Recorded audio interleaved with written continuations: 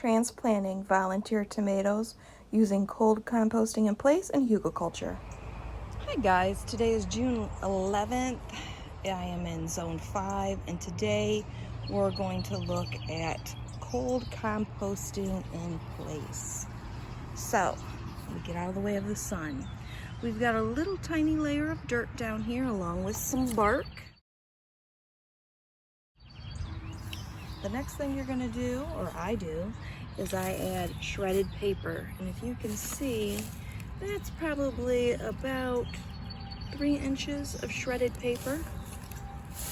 And I also put toilet paper rolls in here. I'm not cutting them up, I'm leaving air pockets. I had started this, well, in the fall, thinking this season I was going to have a lot of exuberant energy, and I made my own little seed starter pockets out of toilet paper rolls. The next step you would do is to add your chicken scraps. I've got some old lettuce, tea, popcorn seed. What I'm going to do with these 3 up here is I'm going to come up here and I'm going to grab these 3 volunteer tomatoes. You can see that right in front of the chewy box. I've got wildflowers right here. That's not what I'm talking about. Right in front of that chewy box, I cannot waste these tomatoes. They're the biggest ones in the yard. I'm going to put them in some pots.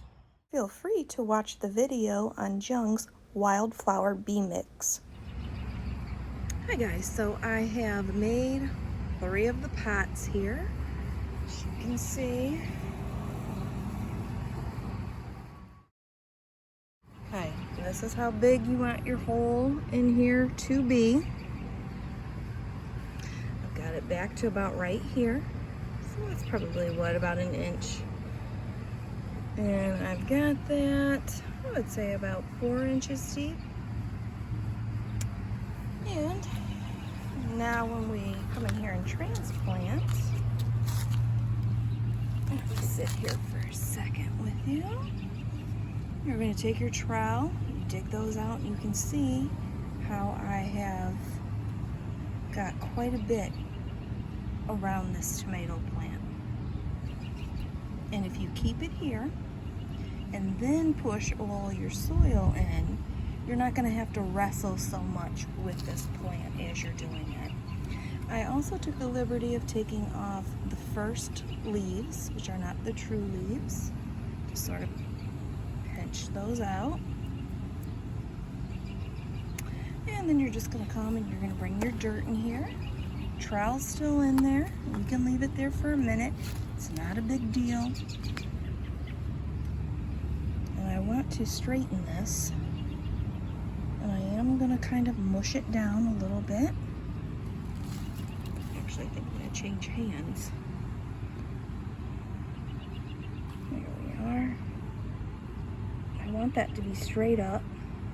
And you can see that this one is more under the soil line than this one is, and that's just because this one is taller. For me to get them at the same height, that means I would have to totally readjust those roots, and that makes no sense. That's not what we're trying to do at all here.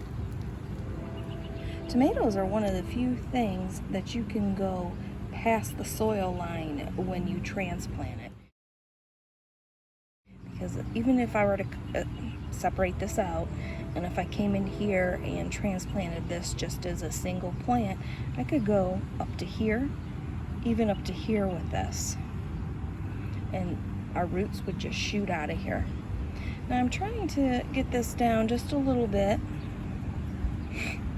because when I water this the first couple times, I want this to be able to stand straight up. Now we can just take this out.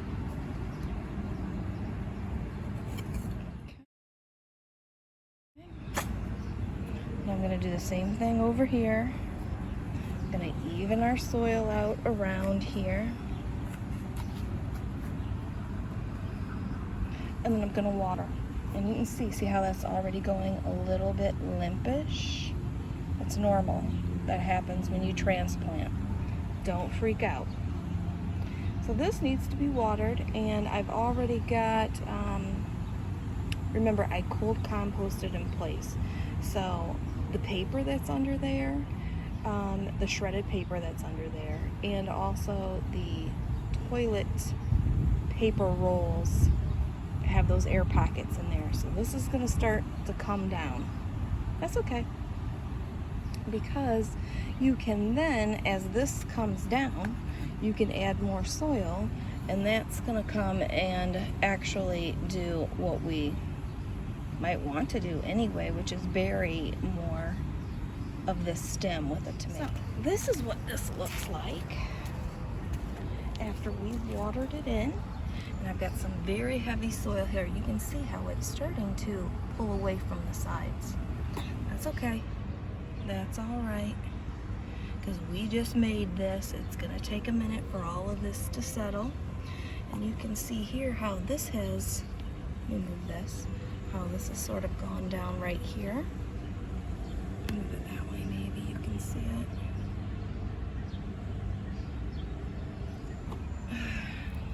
Let me move this way, perhaps. Whew. Now we can see it. You can see how there's almost like a little ledge or a little cliff, almost like a sandbar in the ocean. We can just add some more soil here in a couple days. It's not a big deal. Now I did this maybe about 30 minutes ago. If you were to come out and all of this was just sort of drooping and it looks dead, it's fine. It's going to be okay. It does that when you transplant things. And I gave it quite a bit of water here, as you can see, on the ground, because I want this to adjust to the transplanting as quickly as possible.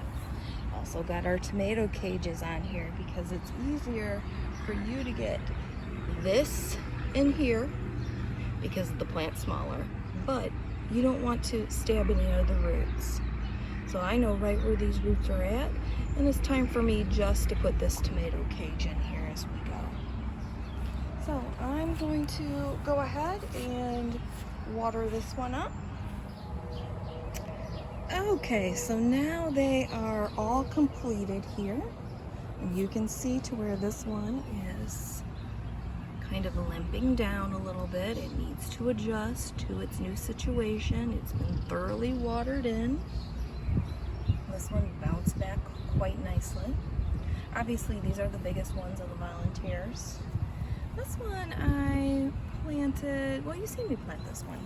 This one over here, though, is not the smallest. I actually planted these roots maybe about 2 to 3 inches under the ground here. Why did I choose to transplant these? Well, number one, this is way too crowded out here. It was going to block the sun of everything else.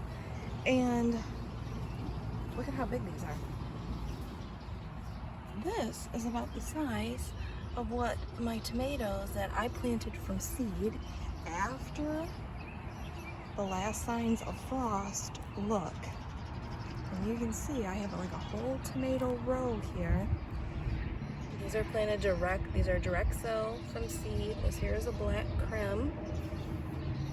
So there is no hidden stem here.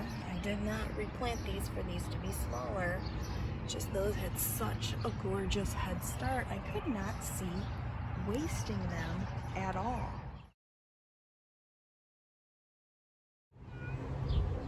Hi guys, today is June 18th. I'm in zone 5 and I just wanted to give a quick little update on these transplantings that I did cold composting in the actual pot. And this one right here is the one, okay, we've got to talk about this cat right here, because he will not stop meowing when I record most of the time. What is the problem? Okay. Okay, so you can see that the grass totally needs to be mowed. But this year I am taking a new approach and a new strategy as to I'm letting it get as long as it possibly can and I can possibly stand it. And then I will mow it and I will use it just like I have in the tomatoes, to counteract the weeds,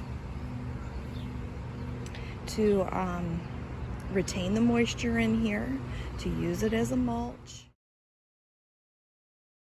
So that was the biggest one. Looks really good. Great. These were the volunteers that I got from back here. This is the one that you could only really see about this tall in the soil when I first planted this. Now look at how great this is. I don't even think this has been a week, and it's been a lot of production already in that week. So I'm very pleased about that. But stay with us and we'll see what kind these are. Since they're volunteers, I don't know what they are. I'm assuming I'm gonna get some black crems, but I love black crems. Love you. Hi guys, it's June 28th. Just wanted to show you the progress of these 3 transplanted volunteer tomatoes that are on top of cold composting. And now it is time to prune them up. When they are this young, we're not really worrying so much about what we should leave and what we should keep, because really I'm trying to get the height and a clear stem away from the soil line. So you don't really have to think too much about this during your first trimming. Of course, you're not going to trim the main stem or else you're screwed. This one I got really extreme on. This is also the one that we buried the deepest. So it appears to be the littlest. It appears to be the shortest, but it's really just as big as these other ones. It's just this was planted on the surface soil line just as we got it out of the garden back here. This one I planted deeper. Okay? So be mindful of that. This here, I've trimmed conservatively. Okay, I could actually go up probably about 2 or 3 more leaves on some of those, especially that back one. And you can see that back one has got blooms right there. Love it. Let's see, does this one have any blooms? Yes, has one little bloom right there. So we know where the starting point of these blooms are gonna be. So that is one thing that you can look for if you're getting nervous. As I just said, you don't really have to worry about it so much because you've got this much height. We're cutting to about this much height. And that's probably what, a good 6 inches. When I mow again, this is going to have a nice thick grass mulch again all the way around it. It needs to be pulled back from the stem.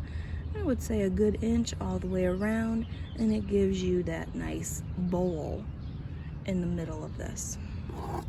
The one at the very end, I have not pruned at all. This is undone. Actually, I think when I transplanted this, I did prune just a little bit of this. But that's what I would do anyway. Even if when I get my tomato plants from the greenhouse, I will trim them initially, getting their true leaves off. And if we can't afford to, depending on how big the plant is, I might take the first set off anyway and go ahead and transplant it, because it's already gonna have a shock anyway when you're planting it from the greenhouse or when you are transplanting it as a volunteer. Here's another set. So I am just, oh, look. Here's another nice big set of them too. It's so hard to see, my glasses are fogging up. There we go, another nice big bloom. So I am going to finish this one up here. Okay, so here we go. Took me probably less than 5 minutes. I've got it nice and trimmed up. This one is pretty severe here. I also took the opportunity to get them all inside of the cages. They're very flexible. Just be gentle, go slow, and you can maneuver them back in the cage. And now we can kind of see a little better how many buds are actually in here. So I did not want to go, even if I don't have the height in the plant, I'm really not going to mindlessly just start chopping from the bud levels up, the bud development. Let's see if we can look at this. Very nice. Looks like little mini sunflowers. I'm so excited to see what these are going to be, guys. I'm hoping for more black crems because I love the black crems. Yep, see, this already looks different. This is probably going to be a way different variety. And you can see, look at how that flower looks different than what we just seen over here. That looks more like a sunflower. So I think these two definitely are going to be different. Now let's go ahead and let's look down this line, because I also went ahead and trimmed up all the tomatoes here. So you can see it's kind of in part shade here. They're still doing quite well. The trees are blocking them this way. They're going to get the afternoon sun this way with no hindrance. Something. These I planted in, I didn't plant in place, I seeded in place. The ones that are over here in the pots are bigger because they're volunteers. Okay, July 5th. You can see how aggressive I was with cutting these and how much growth has already come back here. When I mow again, I'll weed that and I'll put well, I really don't even need to weed it at this point, but I'll put a layer of grass around there to keep as much of the water retention as I possibly can, because these are in pots, they're in black pots, they're on concrete. I could have put them here. This is on a slant, and then every time I'm gonna have to move them to mow, and I ain't into that. Got a lot of shade going on over here and behind it with these jackby little pumpkins. So they still look pretty good. Thank you for watching this video. If you would be so kind to like and subscribe, that would be very sweet of you and would help me out tremendously. The tomatoes did very well for the whole growing season. Again, thank you for watching.